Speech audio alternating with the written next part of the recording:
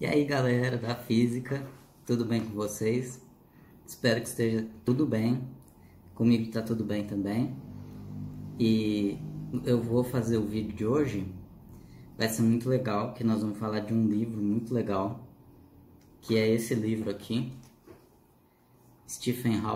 do Stephen Hawking, que chama O Grande Projeto. Também tem a participação do Leonard Mlodinow, que eu não sei como pronuncia. E esse livro é muito bom, porque o Stephen Hawking é muito bom. Então, nesse vídeo eu vou fazer uma breve resenha dos assuntos que ele aborda e vou falar um pouco se é uma leitura boa ou não. Bom, primeiro eu vou dizer que eu demorei faz muito tempo que eu tenho esse livro, muito tempo eu comprei, eu acho que eu estava no colegial, que faz tempo, acredite, apesar de não parecer. E eu nunca tinha lido ele inteiro, eu tinha lido umas partes só e nunca tinha lido muito, não. Ficou na estante parado mesmo. E esses dias eu peguei para reler. Faz um tempinho que eu comecei a reler, mas depois eu parei. Agora, nas últimas 2 semanas, eu peguei de novo, peguei mais firme e terminei de ler.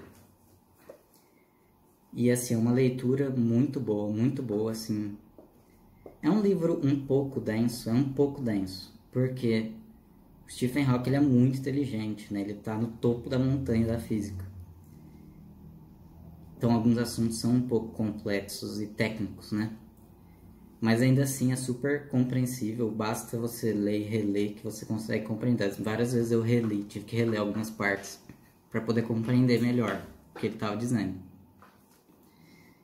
E, bom, o livro tem 8 capítulos, são capítulos curtos, assim, mais ou menos do mesmo tamanho cada capítulo, e tem 150 páginas. Então é uma leitura que não te toma tanto tempo para você ler, não. Nos primeiros capítulos ele conta muito a história da ciência, o surgimento do pensamento científico na humanidade, que ele fala que na Grécia Antiga tinha a escola jônica, que contribuiu muito para a ciência, só que ainda assim ela não criou um método científico. Então ainda assim não tinha o rigor necessário às ideias criadas pelos jônicos. Então Aristóteles ele fala que também era muito dominante no Ocidente o pensamento dele. Não tinha tanto rigor científico. Aristóteles ele negava, por exemplo, o uso da observação como método para se fazer ciência.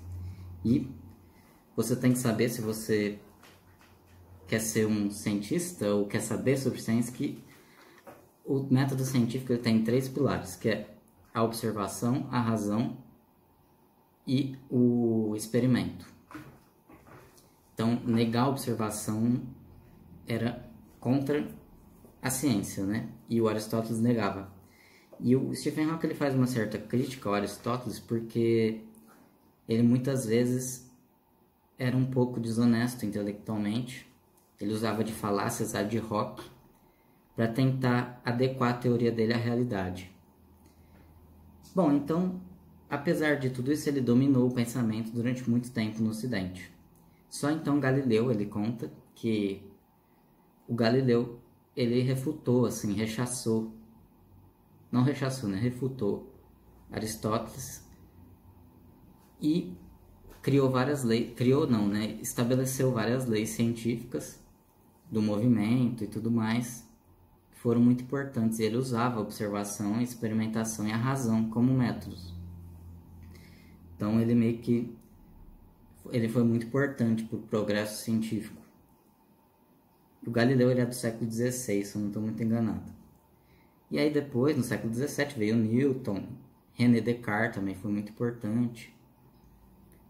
E ele conta essa história, conta quando surgiu o conceito de lei. E ele fala se existem milagres, ou que milagre seria um momento em que a lei abriria uma exceção para operar um milagre. Ele questiona isso, ele acha que não. Ele também questiona se eu não me engano, se Deus teria criado tudo, né? Eu acho que é isso, não me lembro muito bem agora, mas é mais ou menos isso. E o livro ele é todo baseado no conceito do determinismo científico, que diz o determinismo? Que, dado que você conhece as condições iniciais de um sistema, por meio de leis você pode determinar qualquer outro instante do sistema. Então, esse é o determinismo. O livro é baseado nesse conceito. Por exemplo, se você conhece as condições iniciais do universo, você consegue prever qualquer outra situação ao longo do tempo no próprio universo. E tudo na ciência é determinístico, segundo Stephen Hawking. Até a psicologia humana, por exemplo. Apesar de ter inúmeras variáveis que contribuem para o nosso comportamento, é determinístico. É possível calcular e prever as coisas que a gente faz. Só que é tão complexo que a gente pode assumir, então, que existe um certo livre-arbítrio. Apesar de que, ainda assim, nosso comportamento ele é determinístico. Bom, então ele continuando o livro, no terceiro capítulo é um capítulo bem filosófico, que ele discute a natureza da realidade, então é bastante filosófico e complexo essa parte. Eu precisei reler várias vezes porque é bem complexa. Mas o que ele diz? Que a ciência ela é baseada no realismo. Não toda a ciência, né? Mas ele é realista. O que o realismo prega? Que não importa se existe uma realidade objetiva que o observador é incapaz de alcançar. Se o observador toma aquilo que ele sente, aquilo que ele vê como verdade, aquilo basta para ele. Não precisa existir uma realidade intrínseca nas coisas inalcançável. Então isso é o realismo dependente de modelo. Também ele vai usar esse conceito ao longo do livro. E ele diz que quem não era realista era antirrealista. E cita vários filósofos que eram antirrealistas, por exemplo, alguns que não acreditavam na teoria dos átomos, porque como a gente não podia ver, a gente também não podia saber se aquilo era real ou não. E ele também faz algumas alusões, por exemplo, ele fala do filme Matrix, né, que é como se a realidade fosse toda simulada, né, por uma entidade superior, né, e a gente fôssemos marionetes dessa simulação. Mas o realismo de modelo é isso, ele acredita que não tem por que acreditar que existe uma realidade objetiva diferente da nossa realidade.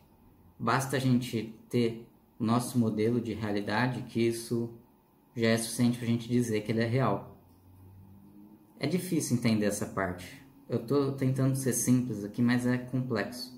Às vezes até eu fico me falta um pouco de bagagem para entender. Mas eu acho que basicamente é isso.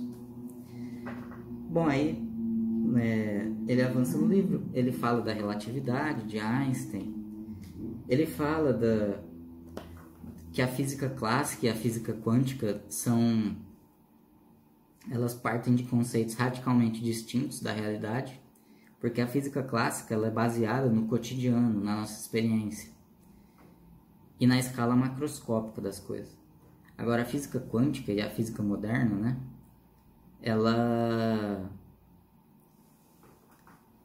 as coisas são contraintuitivas, né? O cotidiano não funciona na física quântica. Ela tem um conceito de realidade realmente distinto. E ele aborda isso. E ele fala também do princípio da incerteza de Heisenberg, que diz que quanto mais você sabe uma informação, menos você sabe a outra sobre uma determinada partícula quântica. Por exemplo, posição e velocidade. Que mais? Ele fala que o Feynman propôs também o conceito de histórias alternativas, né? Que diz assim, na física quântica, uma partícula se move de um ponto A para um ponto B, ela não percorre uma única trajetória. Ela percorre todas as trajetórias possíveis, as infinitas trajetórias possíveis, do ponto A até o ponto B. Ela percorre todas as possíveis. Esse é o princípio de múltiplas histórias que o Feynman propôs, que ele disse que foi um insight brilhante do Feynman.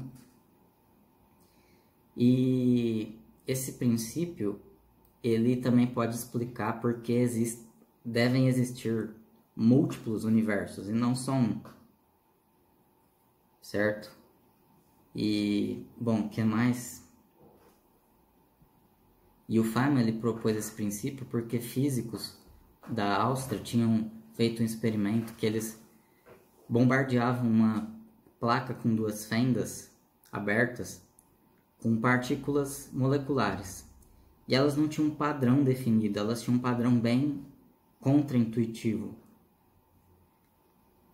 Então, Feynman ficou intrigado por isso e propôs esse princípio, que poderia explicar que a partícula ela tem certas probabilidades de estar nos lugares, só que ela pode estar em todos os lugares possíveis.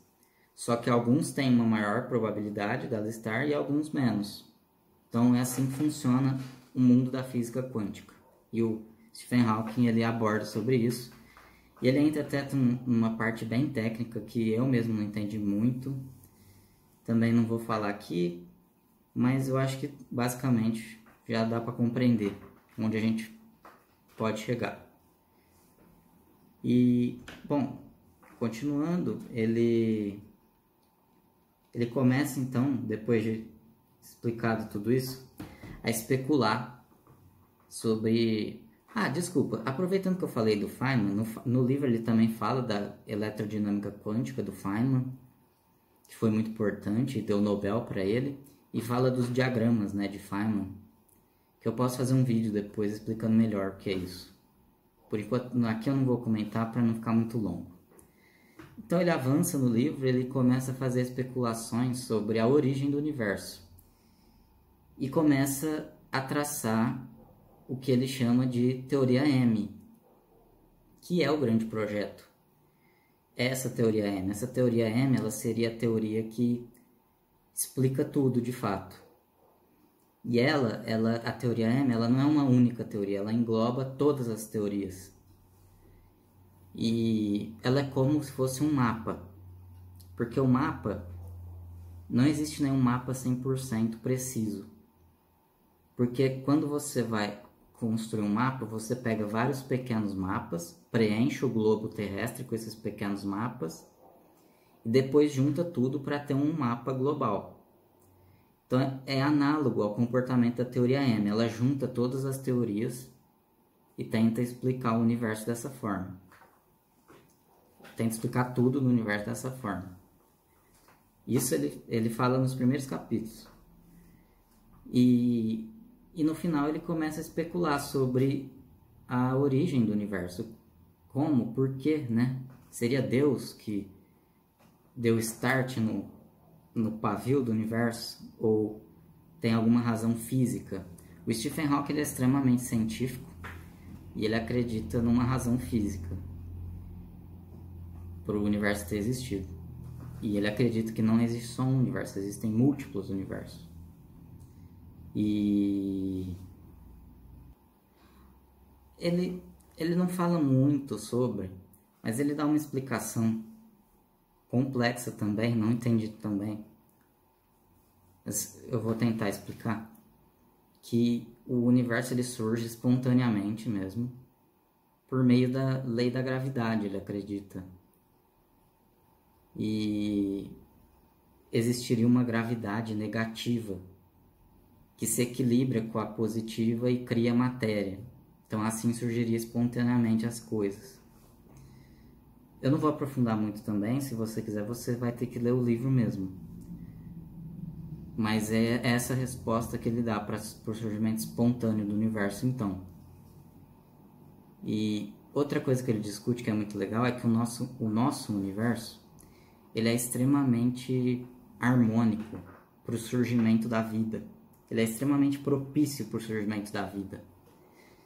Porque as leis físicas elas estão todas muito bem ajustadas no nosso mundo para que a vida seja possível. E isso é incrível. E faz muita gente acreditar que então o universo só pode ser obra divina para ter essa sintonia tão fina das coisas. Porque ele fala que qualquer mudança em qualquer constante, em qualquer lei, colocaria tudo a perder para a vida. Só que no nosso universo isso não acontece. E ele explica que não é porque há uma mão divina que fez essa sintonia. Isso acontece porque todos os universos possíveis devem existir. Todos os possíveis.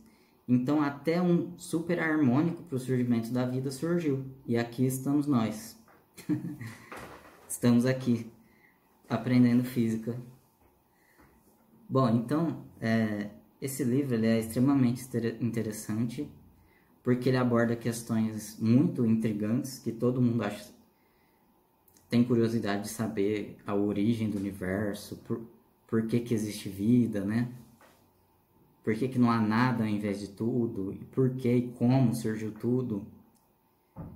Então é muito legal. E, bom, eu vou parar por aqui, eu acho que já tá bom. E queria pedir, se você é novo aqui, para se inscrever, tá? Por favor, porque eu vou produzir ainda bastante conteúdo científico. E, bom, deixa o like, também é importante. E o grande projeto, então, só para finalizar, é a teoria M, e ele acredita que seja possível formular a teoria M, que era o grande sonho de Einstein também, uma teoria do tudo. E ele fala que isso é um grande triunfo a humanidade conseguir tanto progresso nessa área, principalmente com as descobertas ao longo do século XX sobre a teoria do Big Bang, né, que eu esqueci de mencionar inclusive, que o universo deve ter surgido por meio do Big Bang mesmo, por meio de descobertas e evidências que comprovam a existência do Big Bang, que surgiram depois que Einstein faleceu. Então, Stephen Hawking, nesse sentido, ele pôde até ir mais longe que Einstein nessas questões, o que é incrível, assim, né? O Stephen Hawking, ele é realmente um pensador do topo da prateleira dos pensadores. E a última coisa que eu vou comentar é que o livro, o Stephen Hawking, ele leva a gente junto com ele ao topo da montanha do conhecimento da física. Isso é muito legal, é uma viagem realmente. E eu acho que leituras assim valem muito a pena. Então, realmente valeu a pena ter lido esse livro e recomendo que você leia qualquer obra do Hawking, que com certeza vai ser enriquecedor. Bom, então era isso que eu tinha para dizer. Espero que você tenha gostado dessa resenha, mini resenha do livro O Grande Projeto, do Stephen Hawking. E até a próxima, então. Deixa o like e se inscreve no canal.